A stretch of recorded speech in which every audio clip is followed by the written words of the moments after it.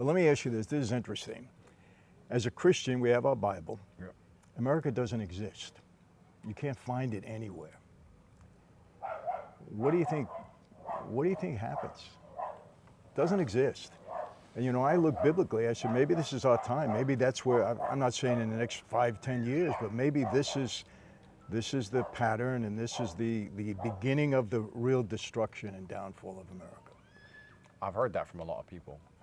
You know, the world has ended a lot of times. The world has ended many times before, and like a new world comes from it, but the world can end and people can experience a world-ending event. Imagine you lived in, I don't know, Hamburg in World War II.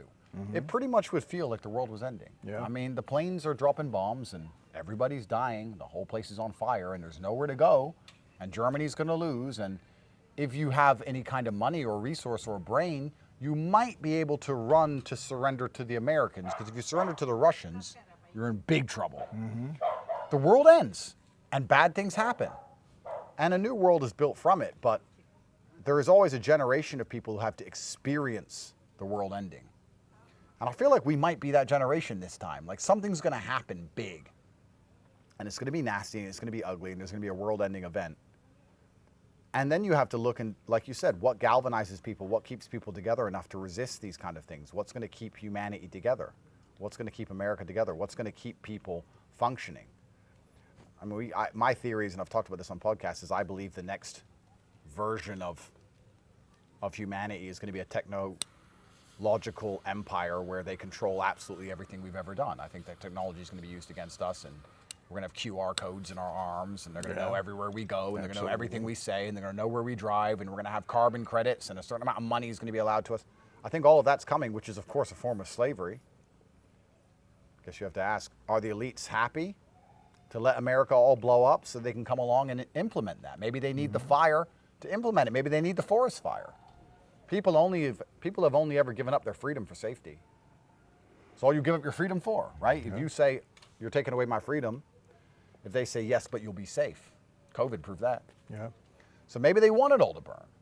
You know, maybe they have no intention of stopping it from burning. Maybe they want it to get worse and worse until it gets to a point where people will do anything to feel safe again, including stamp that QR code on their forehead.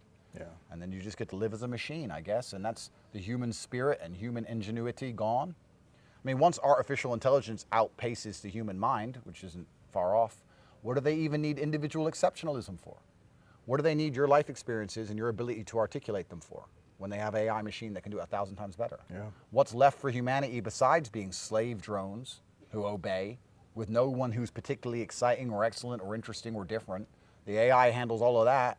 The machine keeps us all in control. The server's buried underneath a mountain somewhere. The elites are on God knows which island. And we're just left with the mess. And there will be a point in history, I really believe this, even when I go through my problems or you recently got matrix attacked, I really think they're going to look back to this period in history to see who was trying to say what's going to happen. I really believe this is the point they're going to say, you know what, it was around the 2025, 2035, something could have stopped what ended up happening. Who even realized? And perhaps I get some solace from at least knowing we'll be on the right side of it all, because I really don't think anyone's going to look back on our points of view and think we were wrong. Yeah, I agree.